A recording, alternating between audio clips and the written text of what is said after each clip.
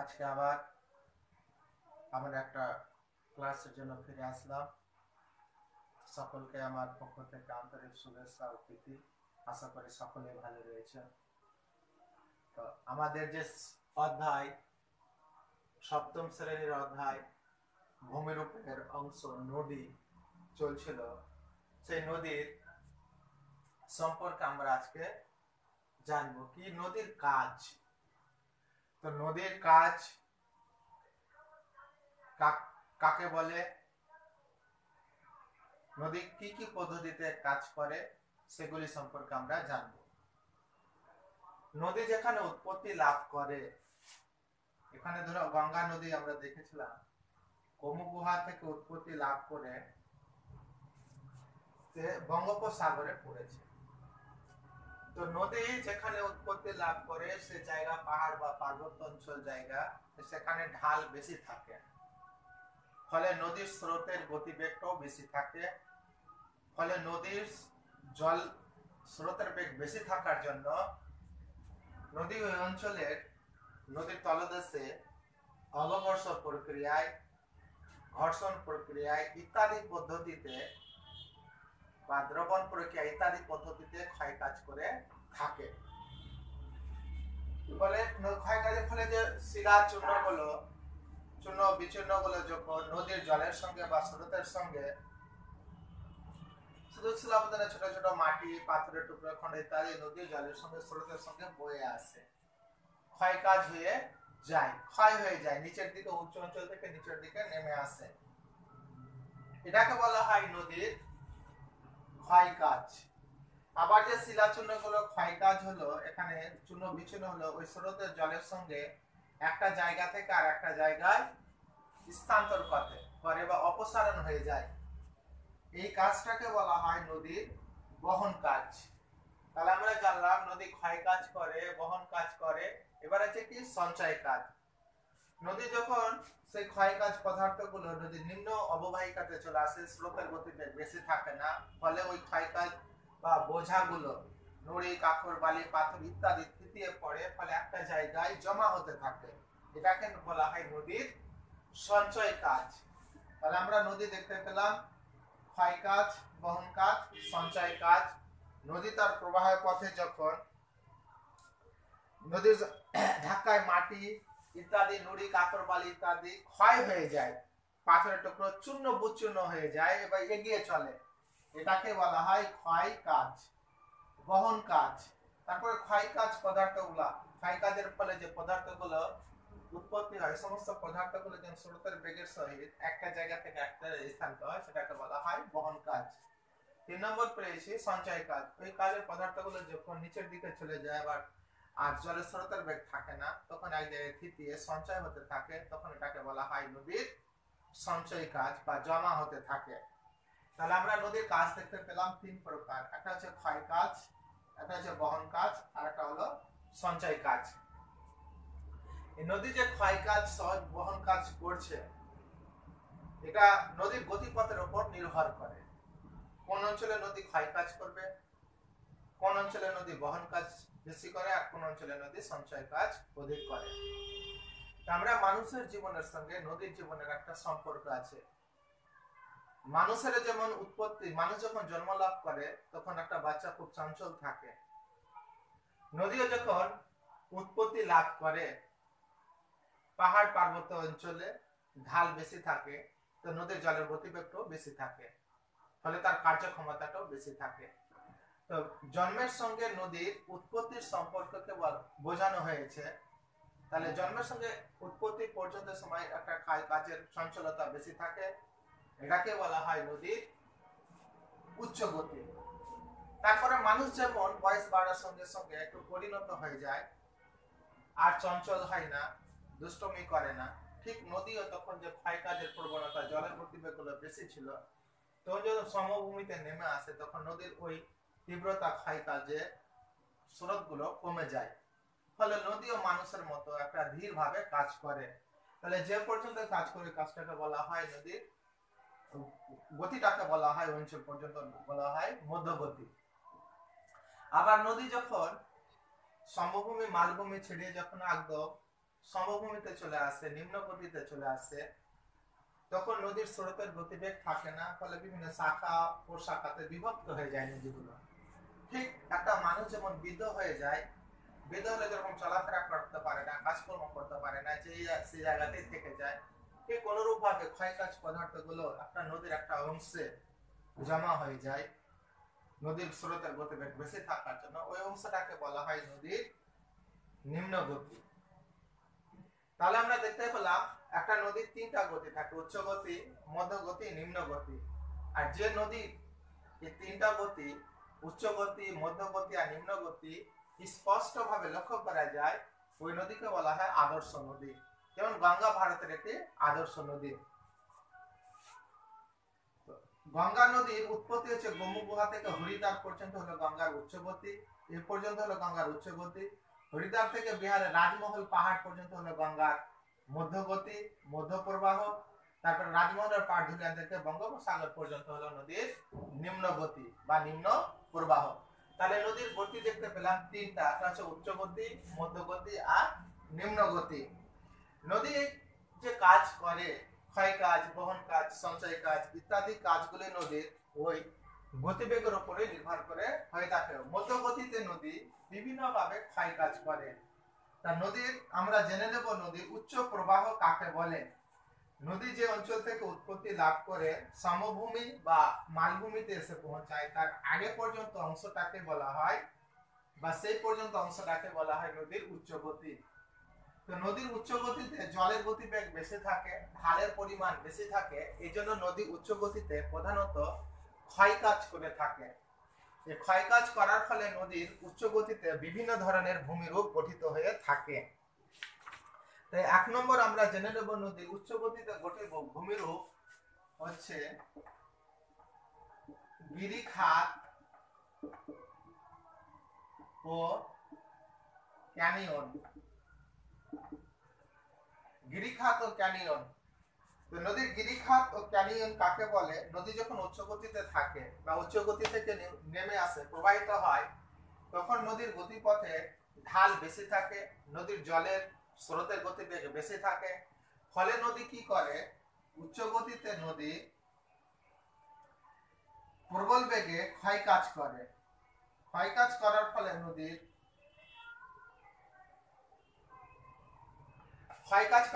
নদীর প্রবল গতিতে ক্ষয় কাজ করে, ফলে নদীর যে ক্ষয় কাজ করে ওই নদীর অংশটা দেখতে, ক্ষয় কাজের মধ্যবর্তী অংশটা দেখতে ভি আকৃতির মতো হয়ে যায়। কোন আকৃতির বললাম? ভি আকৃতির মতো হয়ে যায়। এই যে অংশটা দেখতে পাচ্ছি নদীর ক্ষয় কাজের ফলে ভি আকৃতির মতো হয়ে যায়। তো নদীর উচ্চ গতিতে নদীর জলের গতিবেগ আর ঢালের পরিমাণ বেশি থাকার ফলে নদী পার্শ্ব ক্ষয় অপেক্ষা নিম্ন ক্ষয় অধিক পরিমাণে করে থাকে। তো নদীর যে এটা ভি আকৃতির মতো ভূমিরূপটা সৃষ্টি হয়। আবার এই আকৃতিটা যখন নদী শুষ্ক অঞ্চলে, আর্দ্র অঞ্চলে ভি আকৃতির হয়, আর শুষ্ক অঞ্চলের উপর দিকে যখন নদী প্রবাহিত হয় তখন সেটা আবার ইংরেজি আই আকৃতির মতো ভূমিরূপ গঠন করে। তাহলে গিরিখাত কাকে বলবো? নদী যখন আর্দ্র অঞ্চলে প্রবাহিত হয় উচ্চ গতিতে, তখন নদীর নিম্ন ক্ষয় অধিক থাকে। নিম্ন ক্ষয়ের ফলে নদী, নিম্ন ক্ষয়ের সঙ্গে সঙ্গে নদী সামান্য পার্শ্ব ক্ষয় করে থাকে। ফলে অঞ্চলে নদী ভূমিরূপটা ক্ষয় কাজের ফলে দেখতে হয় ইংরেজি ভি আকৃতির মতো। দেখো এটা ইংরেজি ভি আকৃতির মতো হয়েছে। তো নদীর উচ্চ গতিতে আর্দ্র অঞ্চলে বিশেষ করে প্রধানত ইংরেজি ভি অক্ষরের মতো নদীর ক্ষয় কাজের ফলে যে ভূমিরূপটা সৃষ্টি হয় সেটাকে বলা হয় গিরিখাত। তো গঙ্গা নদীর উচ্চ প্রবাহে অনেকগুলি গিরিখাত লক্ষ্য করা যায় বা দেখা যায়। তো গিরিখাতের অঙ্ক হলো পেরুর এল কানন্দা। পেরুর এল কানন্দা কলকা হলো পৃথিবীর গভীরতম গিরিখাত। পেরু একটা দেশ, ওই পেরু দেশের দক্ষিণ আমেরিকায় আছে পেরু। পেরু একটা দেশ, ওই পেরুর এল কানন্দা কলকা হলো বিখ্যাত গিরিখাত। কি? গভীর গিরিখাত। তাহলে দেখতে পেলাম ভি আকৃতি। আবার এই ক্ষয় কাজের ফলে নদী যখন ক্ষয় কাজ করে তখন নদীর ক্ষয় কাজের সঙ্গে সঙ্গে যখন ক্ষয়কাজ পদার্থগুলো নদীর প্রায় ইংরেজি আকৃতি এটা ইংরেজি আকৃতি প্রায় আয়ের মতো দেখতে হয় ভূমিরূপটা, বিশেষত মরু অঞ্চলে বা শুষ্ক অঞ্চলে যখন ইংরেজি আয় আকৃতির মতো হয়, আয় আকৃতির মতো হয় তখন তাকে বলা হয় ক্যানিয়ন। শুষ্ক অঞ্চলে প্রধানত আয় আকৃতি, তাহলে নদীর ক্ষয় কার্যের ফলে যদি ভি আকৃতির মতো হয় আর্দ্র অঞ্চলে তখন সেটাকে বলা হয় গিরিখাত, আর যদি ইংরেজি আয়তক্ষেত্রের শুষ্ক মরু অঞ্চলে হয় তখন তাকে বলা হয় ক্যানিয়ন। তো কলোরাডো নদীর ক্যানিয়নটা হলো বিখ্যাত ক্যানিয়ন। কলোরাডো একটা নদী আছে, ওই কলোরাডো নদীর ক্যানিয়নটা হলো পৃথিবীর বিখ্যাত ক্যানিয়ন। কোথায় আছে? মার্কিন যুক্তরাষ্ট্রে। মার্কিন যুক্তরাষ্ট্রের কলোরাডো নদীর ক্যানিয়নটা হলো, কলোরাডো নদীর ক্যানিয়নটা হলো পৃথিবীর বিখ্যাত ক্যানিয়ন, যেটার নাম হলো গ্র্যান্ড ক্যানিয়ন। তাহলে পেয়ে গেলাম নদীর ক্ষয়কার্যের ফলে গঠিত ভি আকৃতি, গিরিখাত আর ক্যানিয়ন কাকে বলে। দ্বিতীয় নম্বর যেটা পয়েন্ট আসছে, নদীর ক্ষয়কার্যের ফলে গঠিত একটা ভূমিরূপ হচ্ছে জলপ্রপাত। জলপ্রপাত কাকে বলে বা জলপ্রপাত কি? নদী যখন পার্বত্য অঞ্চলে প্রবাহিত হয় তখন নদীর গতিপথে নরম আর শক্ত দুই ধরনের শিলাই থাকে। নরম আর শক্ত দুই ধরনের শিলাই থাকে, ফলে নরম শিলাগুলো ক্ষয় হয়ে যায় আর কঠিন শিলাগুলো ক্ষয় হয় না। এটা ছিল নরম শিলা আর এটা হচ্ছে কঠিন শিলা। কঠিন শিলা যখন প্রবাহিত হয় নদীর অঞ্চলের উপর দিয়ে তখন নদী অঞ্চল দিয়ে প্রবাহিত হয়। এটা যে নদী প্রবাহিত হচ্ছে এটা হলো নদী, নদী প্রবাহিত হয়। নদী যখন প্রবাহের পথে হঠাৎ ঢালের সৃষ্টি হয়ে যায়, নরম শিলাগুলো ক্ষয় হয়ে যায়, খাড়া হয়ে যায়, তখন নদীর জল উপর থেকে নিচের দিকে প্রবল গতিতে আছড়ে পড়ে। নদীর গতিপথে প্রবাহ পথে যদি হঠাৎ করে কোনো ঢালের সৃষ্টি হয়ে যায়, যদি নদী প্রবাহিত হচ্ছিল উপর থেকে, এখানে হঠাৎ নরম শিলাগুলো ক্ষয় হয়ে নেমে গেছে, ফলে ঢালের সৃষ্টি হয়েছে, ফলে নদী উঁচু অঞ্চল থেকে নিচু অঞ্চলে ঝাঁপিয়ে পড়ে। ফলে জলতল আর জলের মধ্যে ভূমিতল আর জলতলের মধ্যে যে পার্থক্য হলো, এত নিচে থেকে যে পড়ে প্রবল গতিতে উপর থেকে যে আছড়ে পড়ে, তাকে বলা হয় জলপ্রপাত। এই জলপ্রপাত গুলো আবার বিভিন্ন গতি, র্যাপিড, ক্যাসকেড, ক্যাটারাক্ট ইত্যাদি হয়, প্রকার হয়ে থাকে। তাহলে জলপ্রপাত কি পেলাম? নদীর প্রবাহ পথে বা নদীর উচ্চ গতিতে নদী প্রবাহিত হয় তখন অঞ্চলের কঠিন আর নরম শিলা, এগুলো হচ্ছে নরম শিলা, এগুলো হলো কঠিন শিলা। নরম শিলাগুলো ক্ষয় হয়ে যখন ঢাল যখন খাড়া হয়ে যায় তখন উপর থেকে নিচু অঞ্চলে প্রচুর পরিমাণে জলগুলো উপর থেকে নিচে আছড়ে পড়ে। এ ধরনের ভূমিরূপকে বলা হয় জলপ্রপাত বা ওয়াটারফল। জলপ্রপাত বা ওয়াটারফল, জলপ্রপাত বা ওয়াটারফল। উদাহরণ হচ্ছে ভিক্টোরিয়া জলপ্রপাত। এটা হচ্ছে ভিক্টোরিয়া জলপ্রপাত হলো পৃথিবীর একটা উল্লেখযোগ্য জলপ্রপাত। আর একটা জলপ্রপাত হচ্ছে তোমার নায়াগ্রা জলপ্রপাত। সেন্ট লরেন্স নদী, আমেরিকা যুক্তরাষ্ট্রের যে সেন্ট লরেন্স নদী রয়েছে, ওই সেন্ট লরেন্স নদীর জলপ্রপাত আছে নায়াগ্রা জলপ্রপাত। এটা হচ্ছে পৃথিবীর সুদূরস্থতম জলপ্রপাত। ভারতের আছে কর্ণাটক রাজ্যের শরাবতী নদীর গতিপথে একটা জলপ্রপাতের সৃষ্টি হয়েছে, যেটার নাম হলো যোগ জলপ্রপাত। যোগ জলপ্রপাত বা গেরোসোফা জলপ্রপাত, এর উচ্চতা বলছে প্রায় 260 মিটার। তাহলে আমরা এখান থেকে যে নদী যে পড়াতে এখানে নিচু অঞ্চলে পড়ে, নিচু অঞ্চলে পড়ার পর এখানে একটা গোলাকার গর্তের সৃষ্টি হয়, গোলাকার গর্তের সৃষ্টি হয় ঘর্ষণের ফলে। এখানে গোলাকার অর্থাৎ জলপ্রপাত যেখানে জলটা পড়ে ওই নিচু অঞ্চলে গোলাকার, এটা বলা হয় প্রপাত কূপ।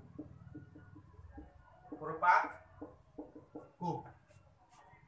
তাহলে আমরা জানলাম গিরিখাত, ক্যানিয়ন আর জলপ্রপাত ইত্যাদি ভূমিরূপ সম্পর্কে আমরা জানলাম। আর নদীর উচ্চ গতিতে গঠিত কয়েকটা ভূমিরূপ, আর কয়েকটা ভূমিরূপ আমরা জেনে নেব। নদীর উচ্চ গতিতে ভূমিরূপ গুলো হচ্ছে কি, আর একটা আছে কি মন্তকূপ। মন্তকূপ কাকে বলে?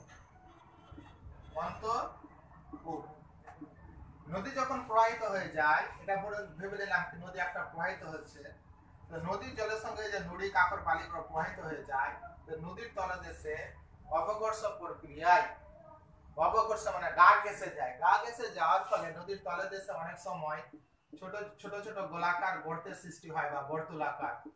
নদীর তলদেশে নুড়ি কাকর বালি বয়ে যাওয়ার সময় অবঘর্ষ প্রক্রিয়ায়, অবঘর্ষ প্রক্রিয়ায় অবঘর্ষ প্রক্রিয়ায় নদীর তলদেশে বা খাতে বর্তুলাকার বা হাড়ির মতো গর্তের সৃষ্টি হয়, এগুলোকে বলা হয় মন্তকূপ। মন্তকূপ অর্থাৎ আমি যদি এবার ছবি এঁকে নিই তাহলে অনেকগুলো গর্তের সৃষ্টি হয়, এগুলোকে বলা হয় মন্তকূপ। অর্থাৎ পেলাম কি, নদী উচ্চ গতি থেকে নদী যখন নুড়ি কাপড় বালি বোঝা গেলে যখন বয়ে চলে, তখন নদীর খাতের তলদেশে অবকর্ষ পরীক্ষায় ক্ষয়কাজের ফলে ছোট ছোট গোলাকার গর্তের সৃষ্টি হয়, ওই গর্তগুলোকে বলা হয় মন্তকূপ। তো গঙ্গা নদীর তো অনেকগুলি মন্তকূপ লক্ষ্য করা যায়। গঙ্গা নদীর উচ্চ প্রবাহে বা গতিপথে মন্তকূপগুলো লক্ষ্য করা যায়। তাহলে আমরা জানলাম নদীর উচ্চ গতি, মধ্যগতি, নিম্ন গতি, নদীর ক্ষয় কাজ, বহন কাজ, সঞ্চয় কাজ, আবার নদীর ক্ষয় কাজের ফলে গঠিত ভূমিরূপ গুলা কি কি ইত্যাদি বিষয় সম্পর্কে আমরা জানলাম।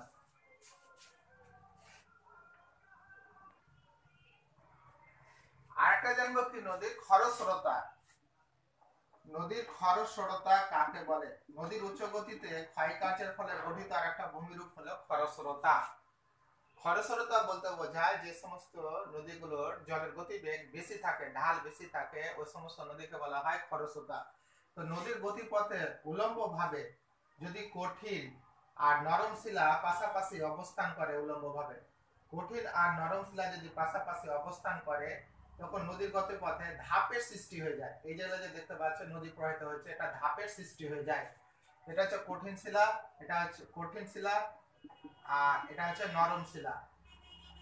নরম শিলা। তো নদীর গতিপথে কঠিন আর নরম শিলা যদি পাশাপাশি উলম্বভাবে অবস্থান করে, তাহলে নদীর গতিপথে অনেক সময় ধাপের সৃষ্টি হয়ে যায়, সিঁড়ির মতো ধাপের সৃষ্টি হয়।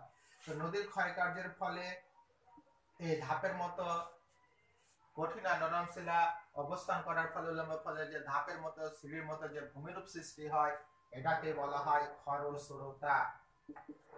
উদাহরণ হচ্ছে নীলনদের গতিপথে খার্তুম থেকে আসওয়ান পর্যন্ত 6টি বিখ্যাত খরস্রোতা লক্ষ্য করা যায়। এমনকি ভারতের যে গঙ্গা নদী রয়েছে, ভারতের যে দীর্ঘতম নদী রয়েছে, ওই নদীর গতিপথে উচ্চ গতিতে খরস্রোতা লক্ষ্য করা যায়।